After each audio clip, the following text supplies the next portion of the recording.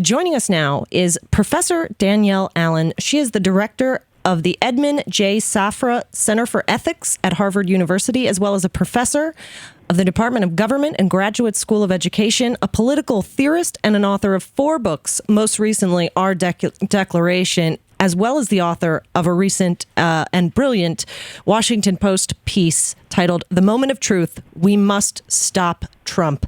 And if ever there was a time that it looks like we needed to unite and make that declaration, I'd say that time is now. Professor Allen, thank you so much for joining us. And I happen to love your name. Likewise. Nice to meet you, Danielle. Thanks for having me. Thank you very much for joining us.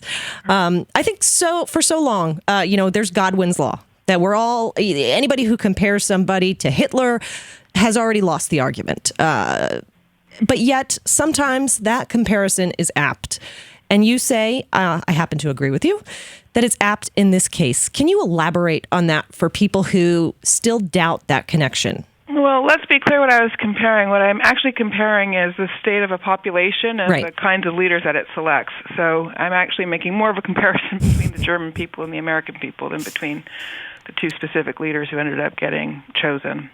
And that's important, actually, because part of what I'm saying is there's been, a concerted minority that has been connected to Trump from the very beginning, right? So these are the folks who are birthers still, which is the figures, but 25% of Republicans still consider President Obama to have been born outside of the U.S.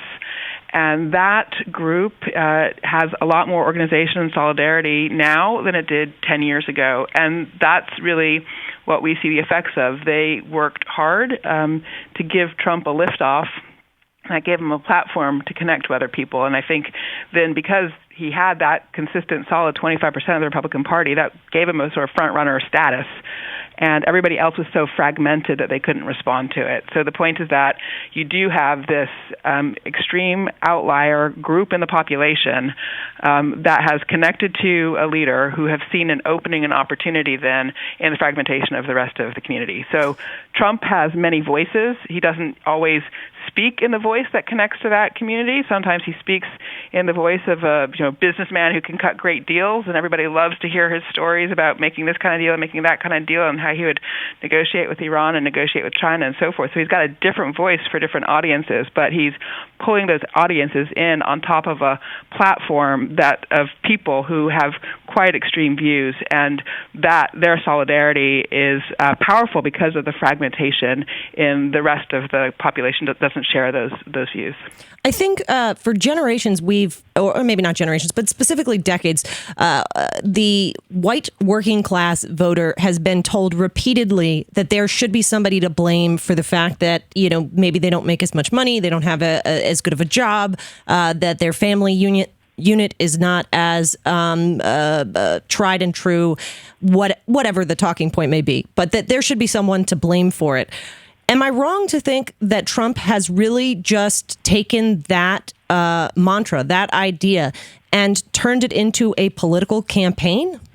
Well, I think that's part of what he's taken. I mean, the country has been through incredible economic dislocation. There's no question about it. And incomes have been stagnating for a whole bunch of low-income, middle-income workers. And we know about the rise of inequality, the remarkable shift of resources to the top earners and the top wealth holders. So the question then is, given that, what are the different strategies for responding to that? And there's more than one available strategy to combat inequality. And the regrettable fact about our own history in this country is that one of the strategies that has often been used in this space is precisely a sort of ethnically based protectionist model. So you can focus on making things great again for a segment of the population at the expense of other segments of the population, and that was part of our politics in the late 19th century. It's part of our politics in the 1930s. So we've seen it before, and Trump is that in that regard repeating from a pre-existing playbook. Just to remind everybody, we're speaking with Professor Danielle Allen of Harvard University Ethics. You can follow her on Twitter at DSAllenTess and Harvard Ethics at Harvard Ethics. For me, I think this comparison or this analogy struck home when I was doing some research about the rise of Hitler and how he came to power. And I was just reading this anecdotal story about a particular political rally he held, in which the supporters of him turned on a protester and viciously beat them and kicked them out of this political rally. And I was immediately struck with the similarities in how Black Lives Matter protesters have been treated at a Trump rally, as well as the woman who was wearing a Muslim headdress who was asked to leave the rally. And how do we face up to that as a nation and respond to it in a way that moves away from such hatred? Well, that's a great question. That's sort of the question I'm wrestling with. So I think for me, that's why love to get other people's take on this. It seems really important to ask the question of why people are responding to Trump. And I think there are different answers for different people, and I think you really have to sort out the people who are hearing the sort of ethno-nationalist project in him and responding to that. And they clearly are, because if you look at the numbers, look at the South Carolina turnout numbers, and he gets a far greater proportion of that ethno-nationalist vote than the other candidates. So they're hearing something that is giving them what they want. So something's there. But there's obviously another chunk of voters who aren't hearing that. They're hearing something else. And so for me, the real question is how to help that other set of, you're asking, given what that other set of voters is hearing, why is it attractive?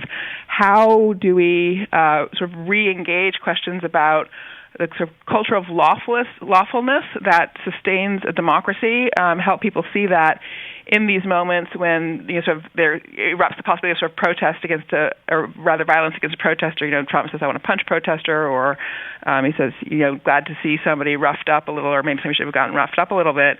That those are actually dangerous moments. They're not just performances. They're not just theatrical moments, but they are actually helping to cultivate a culture where lawlessness is okay. And we know that the sort of fundamental principle of a democracy is you have got to sustain the rule of law. And it should be a president's number one responsibility, day in, day out, 24/7, without exceptions, to sustain the rule of law. And if somebody can't do that on the campaign trail, I don't see why we should expect them to do that in the presidency. Yeah, well said. Yeah, I'm struck with this. Typically we ask, what can people listening do? And I'm actually a little hesitant to advise people to go out and debate Trump supporters on race, or to put themselves in a position to be at the center of attacks of these type of individuals. And I'm not talking about the I support Trump because of trade person, or, as you said, these people who support him for other instances. I'm really at a loss as to how we even respond to this. Have you heard any good suggestions? Well, I think it's not at this point so much about going out and debating people about the issues of race or whatever else. I think that's not the issue. I think at this point the thing to do is for everybody who thinks Trump is problematic, just put your hand up. Find a way of saying out loud, I think Trump is problematic. We just aren't hearing. There's a lot of people out there who think that, but we're not actually hearing from them. Yep. And so we have a disproportionate read on our public sphere because we're hearing from all the people that we see at Trump's rallies, right? We're not hearing from everybody else. So it's really just a matter of thinking, make your voice heard.